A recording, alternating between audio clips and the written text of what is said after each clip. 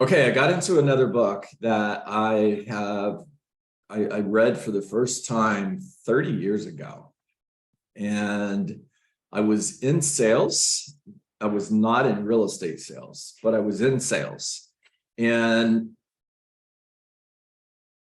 Cincinnati, Ohio, and I bought everything he had for sale. And one of the books that I bought was How to Master the Art of Selling.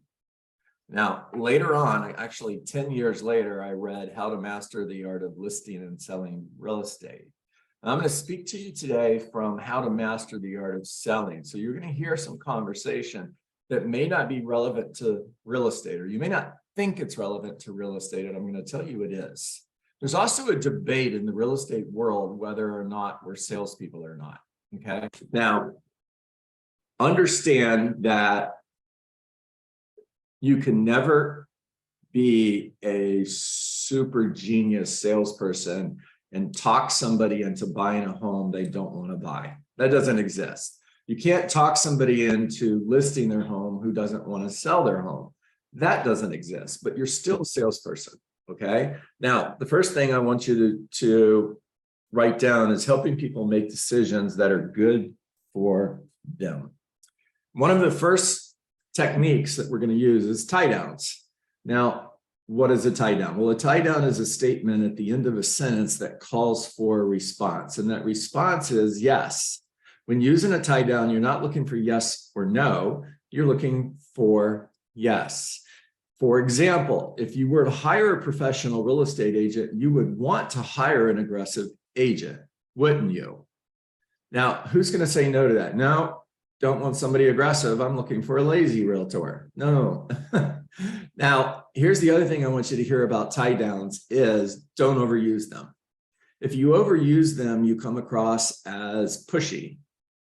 And what's overusing them? Well, if I'm making a listing presentation, that listing presentation is going to take approximately an hour, maximum of 3 tie downs. I'm not going to use no more than 3 tie downs in an hour conversation.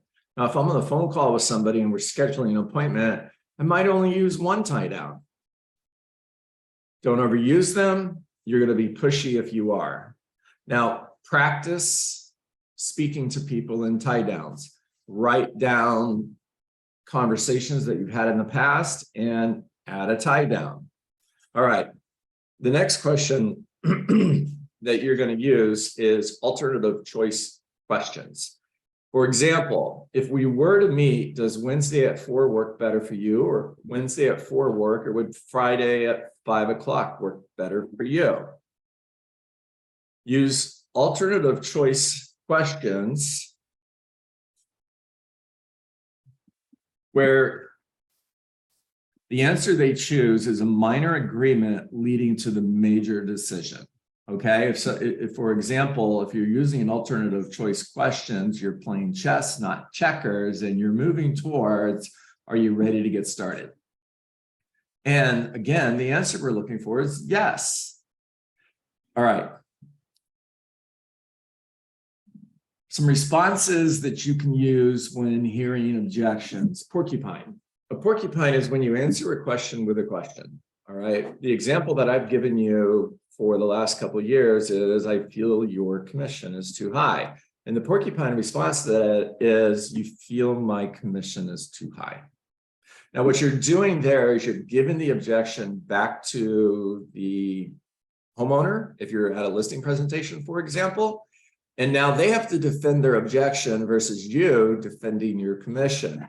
Now, the way I want you to remember how to use a porcupine or to use a porcupine is if I were sitting at a table with you and you and I are sitting next to one another, or we're sitting in chairs across from one another, and I threw a porcupine at you, what would you do? You'd throw it back. So a porcupine is answering a question with a question. So for example, the buyer asked, does this play set and with all of these amazing things and slides and swings and a little tree house at the top, does this playhouse stay with the property? I want your response, rather than saying yes, I want your response to be, Would you like for the playhouse to stay with the property? You answered a question with a question. And when they say yes, what are they doing? Well, they're buying the playhouse. What comes with the playhouse? The house. All right, moving on. I could go deep on all of these, but I'm not going to. All right, answer a question with a question. All right, 10 basic fears that people, 10 basic fears that people are afraid to buy. 10 basic fears why people are afraid to buy. All right. Don't come across as a salesperson. The first fear is they are afraid of being sold. They're afraid of you.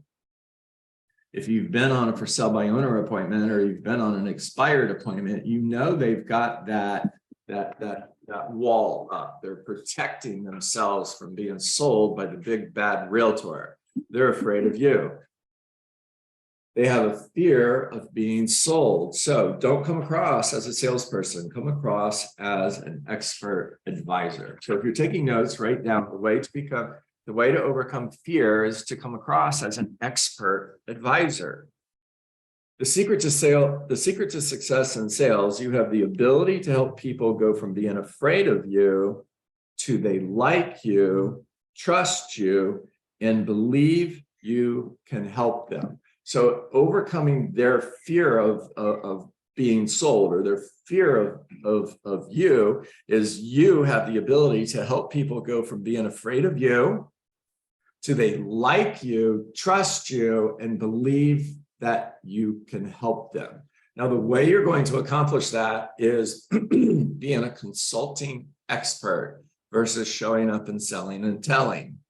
All right, you're literally going from being on the other side of the table to moving across the table and being next to them. The second fear that people have when it comes to buying is people are afraid of making a mistake. The way you're going to overcome this is proactively overcome those fears in your listing presentation. In other words, pay attention to the most common fears, the most common objections that you're hearing when you're speaking to a seller or buyer, and overcome that fear of making a mistake proactively, either in your listing presentation or your buyer consultation.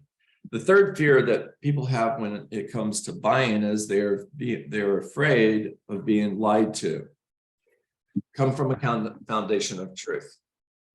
In other words, don't say anything in your presentation that borders on not being the truth.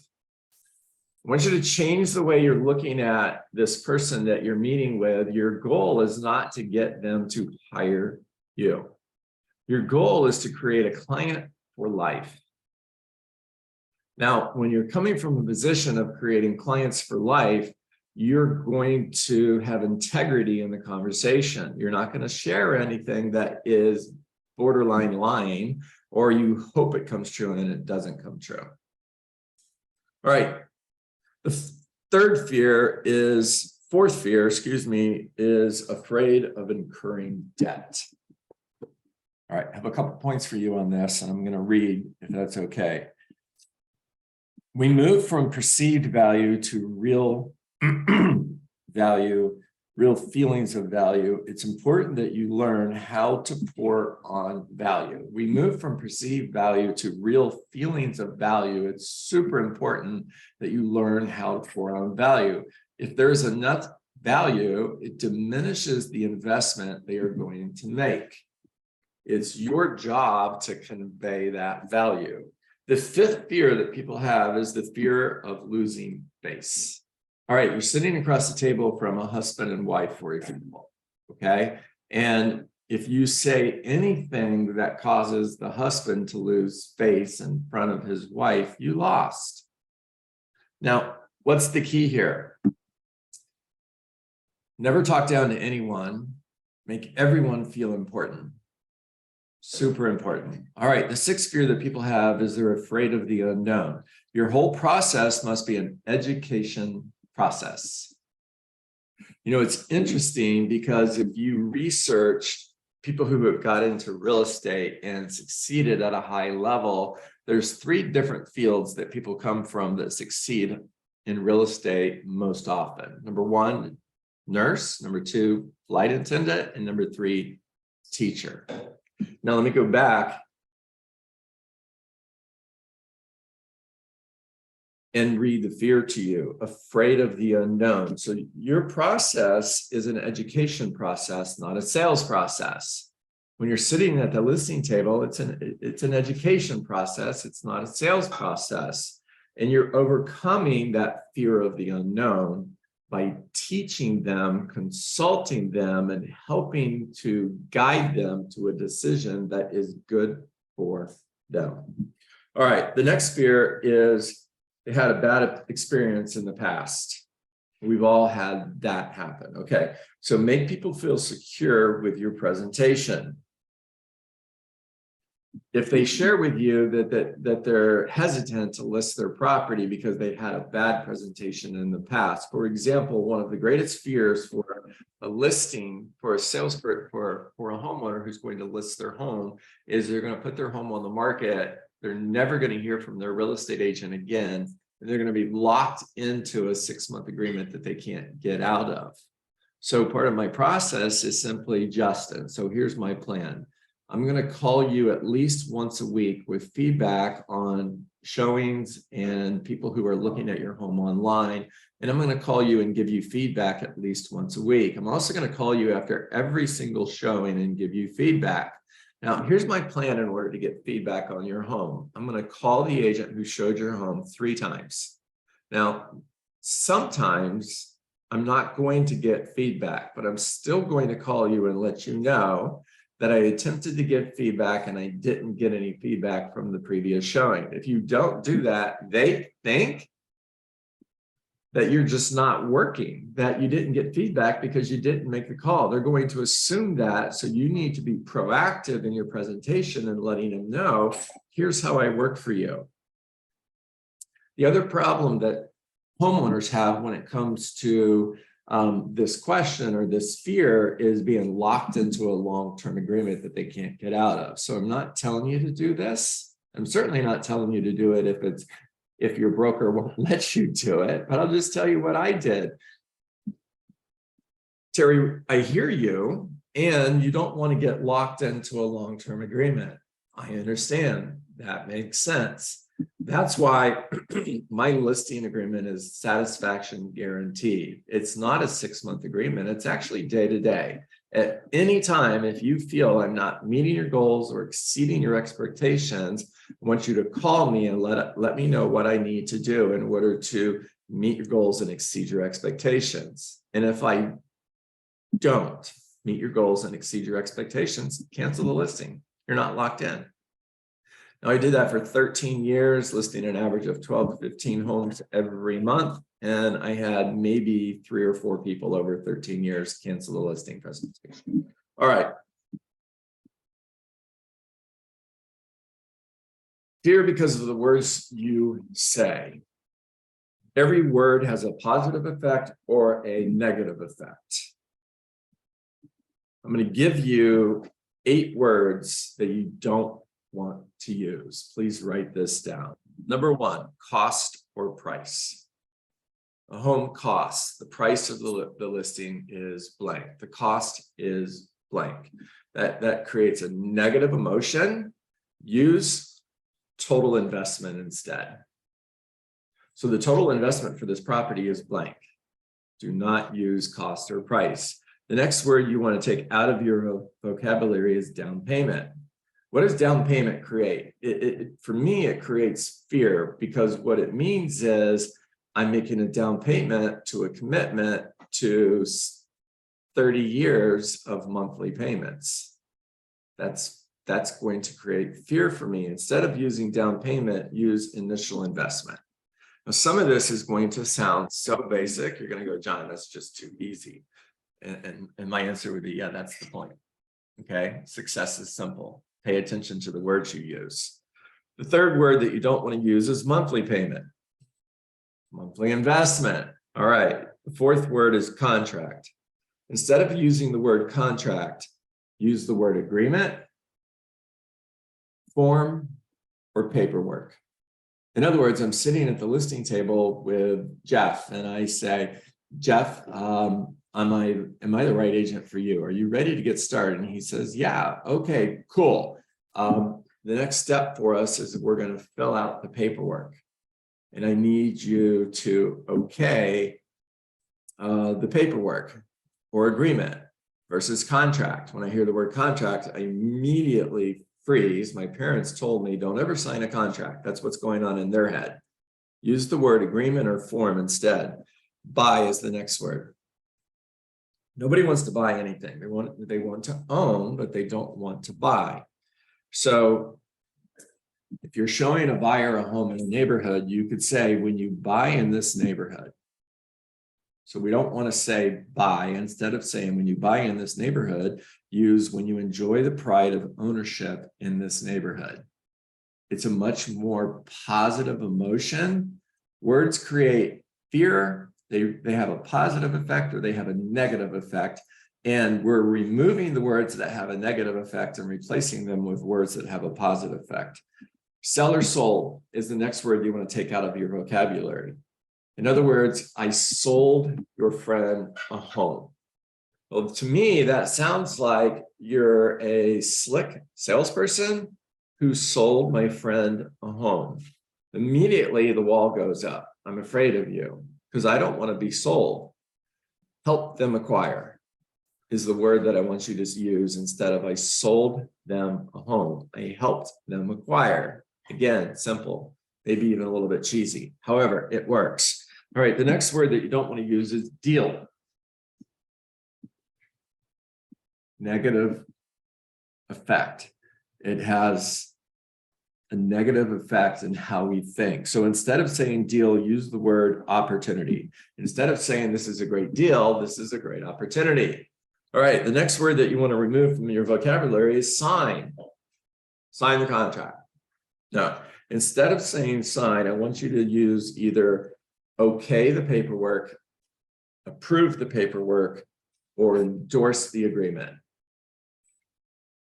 Instead of contract, I use paperwork. Hold on a second, I've got to find that.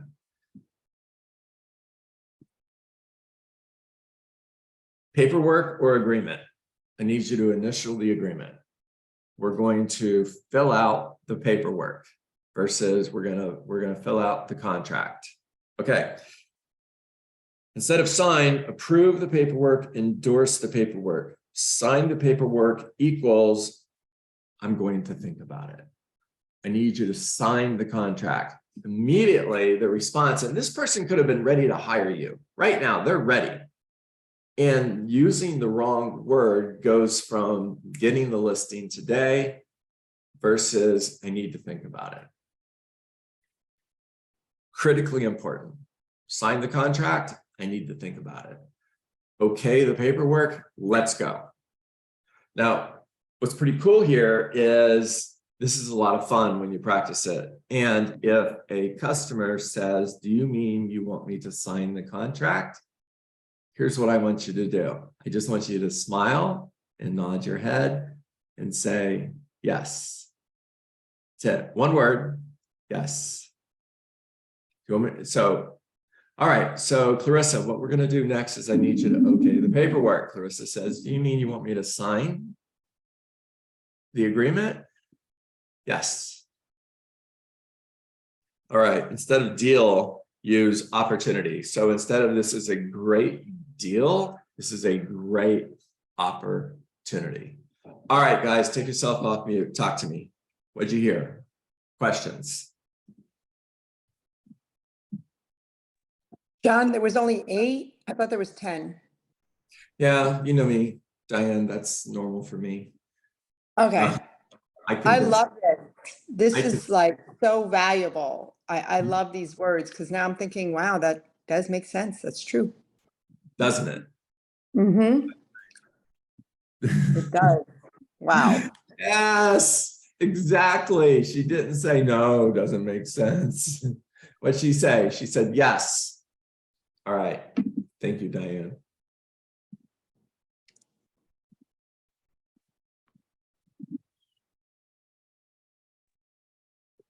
Hey, John. To me. I feel that these words that you say use versus don't use the other ones brings you like the words you said don't use makes you seem like you're kind of cocky, whereas the alternate words make you seem a little bit more humble. Yeah. Terry, 100%. 100%. A great, for example, one of the words you can use in a listing presentation is you can pause halfway through the listing presentation and ask, how are we doing so far? So simple. As a team leader, one of my jobs was to recruit real estate agents. So I sat on a lot of recruiting appointments. And one of the questions that I would ask in the middle of the conversation would be, Jeff, how are we doing so far? How do you feel about the decision, how do you feel about what you've heard so far? You know, I know you're not going to make a decision today. Now, that's only if they told you, no matter what you say, I'm not making a decision today. So I know, Chad, you shared with me you're not going to make a decision today. However, hypothetically, and you're safe because you can't hypothetically join a real estate company. Hypothetically, if you were to make a decision today, based on what you've heard, are we the right company for you? Lisa, talk to me. Good morning. Just a quick question in regards to when you're speaking with investors or people that don't have that emotion, like home owners. We work with a lot of investors down here in Branson, and for specifically a lot of my clients, they actually probably have no emotion. They like to use those words because it's very formal. Would you suggest still being humble with those clients or cutting straight to business? All right, 2 suggestions. First of all, mirror and match the person that you're speaking to. So Lisa, 100%, if you're speaking with someone who is comfortable with contracts, it's just part of what they do, then you can, you can mirror and match them. That's fine. The second thing is everyone still has either a positive emotional response to what you say or a negative emotional response to what you say. Because so most of the time, even when dealing with sellers, this language of sales is going to matter when dealing with investors. Play with it, have some fun with it, okay? You can customize what I've shared with you today based on what works best for you and what works best for your clients. Okay, great, thank you. You got it. Diane, talk to me. Hi, Lisa. So I actually deal with a lot of those types, that community as well. And what I found is that that's what they're used to. They're actually used to somebody, you know, responding that way. And what I found, because I'm so not that way, I know how to talk a good talk, but being my humble self, they actually appreciate it's like a breath of fresh air for them because they're constantly seeing or being approached by our competitors in that way.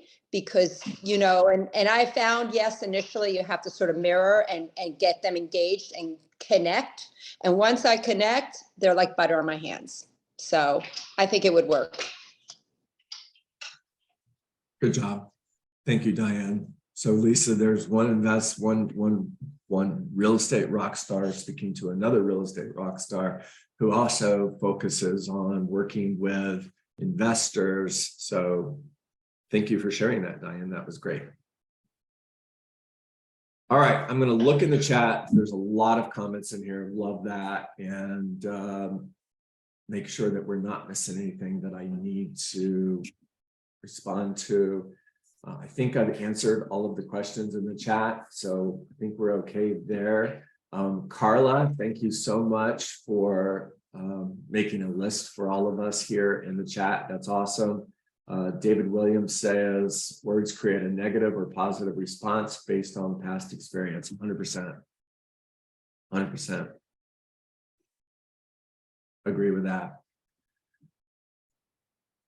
Yeah, I agree, Lisa. This information, this is easy to remember. Yeah, you know, I'm rarely going to teach you anything that's hard because success is simple. My superpower is making the complicated simple. Ray, rockin' Ray, talk to me. Good morning. No, I Well, was just going to add in something I often do as well. Old sales technique. I came from the sales industry is what questions do you have? So not do you have questions, but what questions do you have? And I think that's a really great way to identify any potential objections or obstacles that may come across. And then I also typically will iron out, what are your expectations of me? So I find that those two questions typically in the beginning of an appointment, whether it's listing or buyers, you put yourself out there, you give an opportunity to land those expectations. And also I can identify, they really start to think, oh, geez, do I have questions? So I find that those two have helped me. rockin' Ray, thank you. Awesome stuff.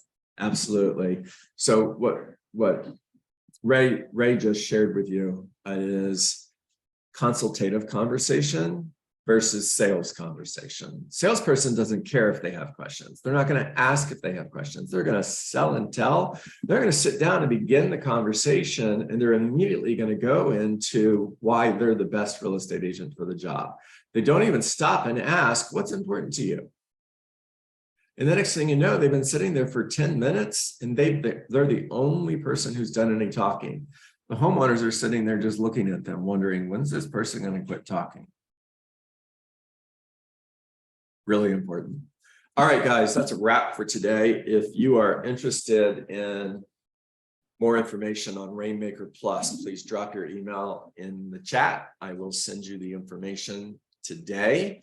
If you have already sent me a request and haven't gotten what you're looking for, please put that in the chat so I can make sure that I take care of that, or reach out to me directly, coachjohndietz@gmail.com or 727-686-0404. If you're interested in one-on-one coaching, reach out to me. I want to talk with you. I want to help you break through those ceilings so that you can sell more homes, reach your goals, and live the life that you deserve to live. I appreciate all of you. Thank you for being with me. See everybody tomorrow morning at 8:30 and make it a great day.